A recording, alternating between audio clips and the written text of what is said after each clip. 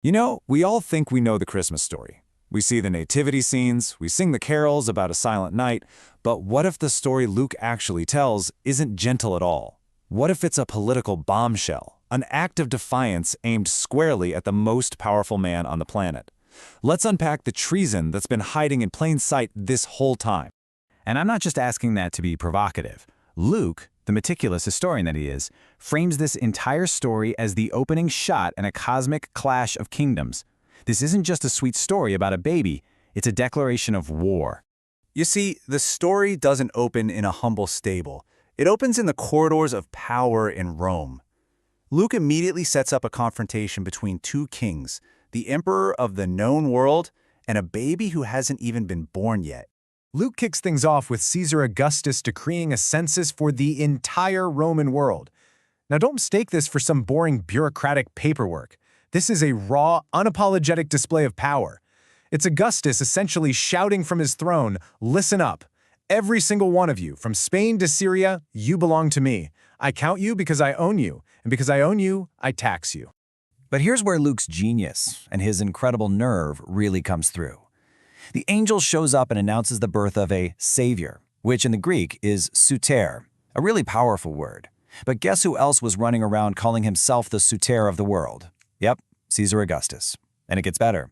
The angel then calls this baby Christ the Lord. The Greek word for Lord here is Kyrios. The official title for the emperor? Kyrios.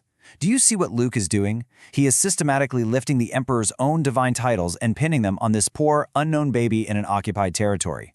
This isn't a fairy tale, my friends. This is high treason written down for all to see. And this just brilliantly captures the divine irony of the whole situation.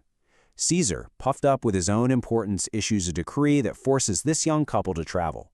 But in doing so, he has no idea that he's just become God's errand boy, unwittingly fulfilling the ancient prophecy from Micah that the Messiah had to be born in Bethlehem. Okay, so the scene now shifts to the birth itself. And this is where one of the most famous and, frankly, most misunderstood parts of the entire story comes into play. We all know the line, right? No room at the inn. It's in all the songs, all the plays. But the Greek word Luke uses here is kataluma, and this is absolutely crucial. It does not mean a commercial hotel with a grumpy innkeeper. It means the guest room, like the spare bedroom in a private family home. They likely showed up at a relative's house, which, thanks to Caesar's census, was already bursting at the seams with family. So, reading it correctly, the story isn't about some cold-hearted rejection from a stranger. It's actually a story of humble, real-life hospitality. It's about a family making do in a crowded house, putting the newborn in the safest, most practical spot they could find in the main living area, which just happened to be the animal's feeding trough. It changes the whole feel of the story, from heartlessness to humility. And there's another detail here, one that's hidden in the Greek that is absolutely chilling when you see it. The baby is wrapped in swaddling cloths.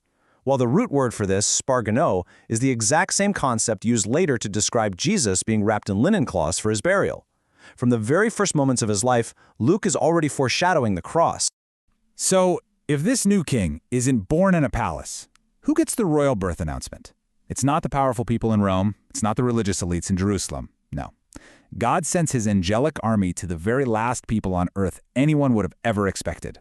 You have to understand, in first-century Jewish society, shepherds were the bottom of the barrel. Their line of work made them constantly, ritually unclean, which meant they couldn't even fully participate in temple worship. They were considered so shady and untrustworthy that their testimony wasn't even allowed in a court of law. To put it bluntly, they were nobodies. And then comes the moment that changes everything. What appears to these shepherds isn't just a really bright light. Luke uses a very specific word. He says the doxa of the Lord shone around them.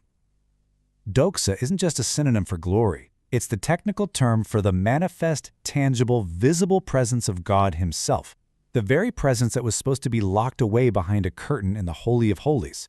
And it just showed up in a field for a bunch of outcasts.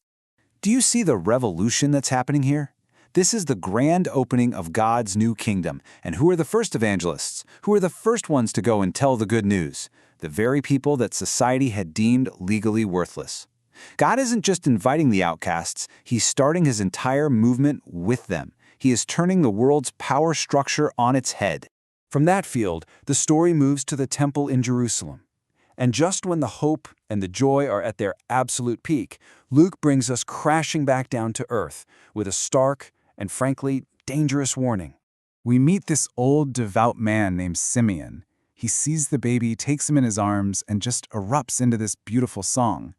He sees it all, that this child isn't just salvation for Israel, but a light for the entire world, for the Gentiles. It is a moment of pure, unfiltered hope. But then, in the very next breath, Simeon turns to Mary, and the mood completely shatters.